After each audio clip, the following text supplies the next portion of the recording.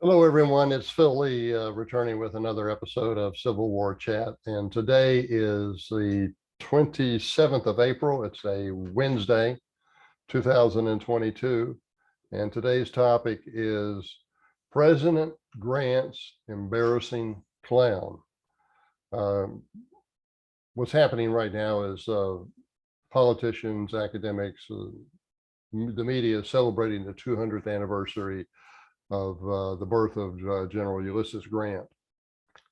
And what they're doing is they're celebrating that, partly in a way of eclipsing Lee and also getting them to disconnect themselves from any sort of sympathy for the Confederacy.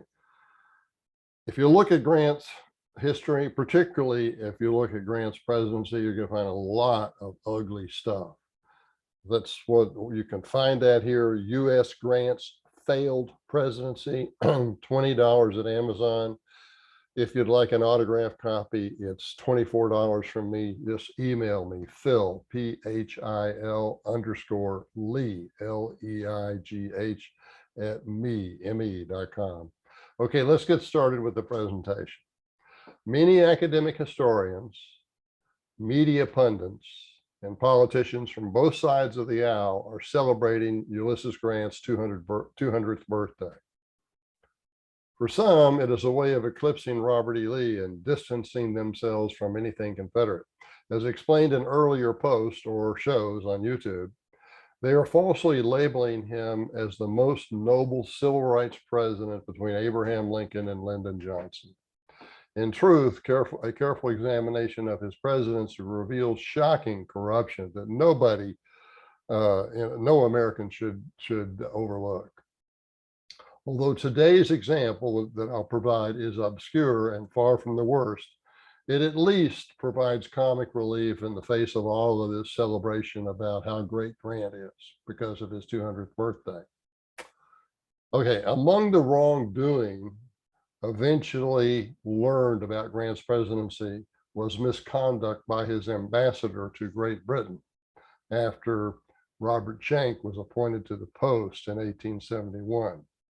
Soon after arriving in London, Schenck introduced poker to English aristocrats. The game became really popular, and he was persuaded to write a book to describe its rules. Although Schenck enjoyed his popularity resulting from that among the English gentry, he was living beyond his means, and as a result, he permitted his name to be used in a promotional investment scheme involving a Utah-based silver mining company. Since Jay Cooke and Company had promised Schenck a job upon his return from London, I mean, the revolving door was working back in those days, and particularly in Grant's administration. Okay, let me repeat that. Since Jay Cooke and Company had promised Schenck a job upon his return from London, little credibility can be given to any claim by the ambassador's supporters that he was unaware that stock promotion compromised his reputation as an ambassador. At the time, Jay Cooke and Company was as well known as any investment bank in America. In October 1871, he became a paid director of the Utah-based Emma Silver Mine Company and he allowed his name to be used in its advertisements for the company's shares in London. In other words, they were advertising the shares for sale in London, and they used his name in connection with those advertisements.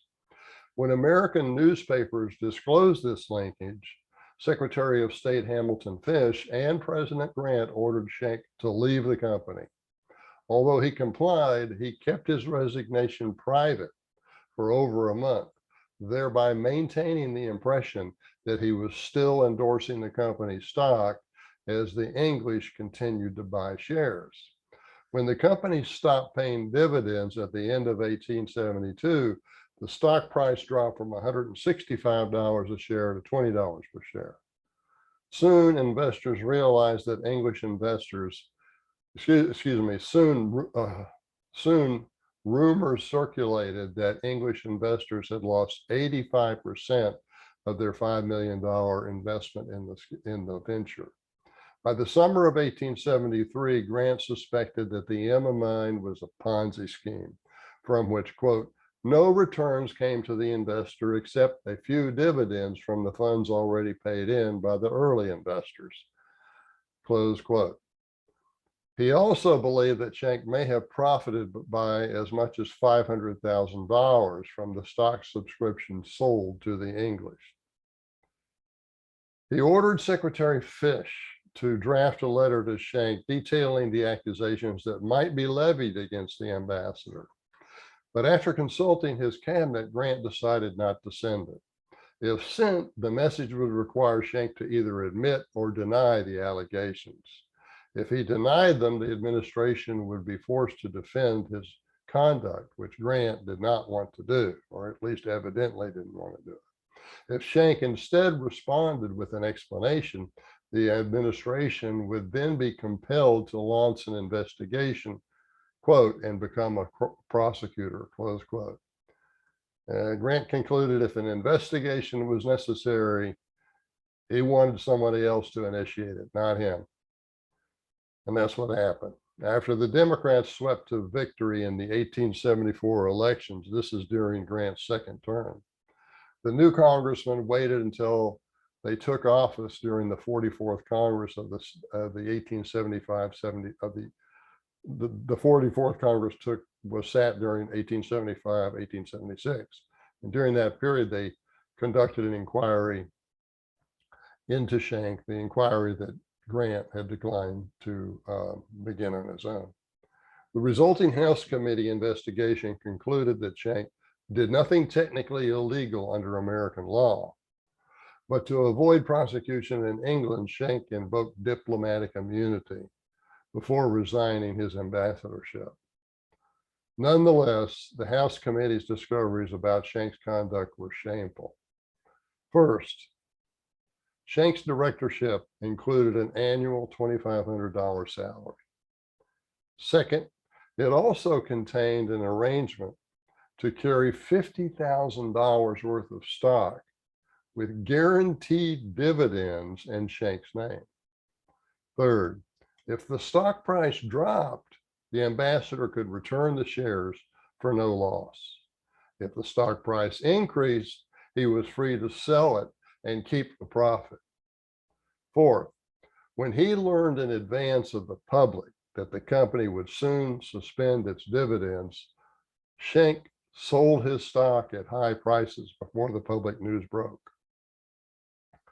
Fifth, in addition to liquidating his personal holdings of the stock before the dividend cut, he even attempted to profit further by selling the stock short. Such insider trading and short selling with such knowledge later became explicitly illegal in the United States after the 1929 stock market crash. Now, again, keep in mind, all this hullabaloo about how great Grant was needs to be debunked. Here's the way you do it.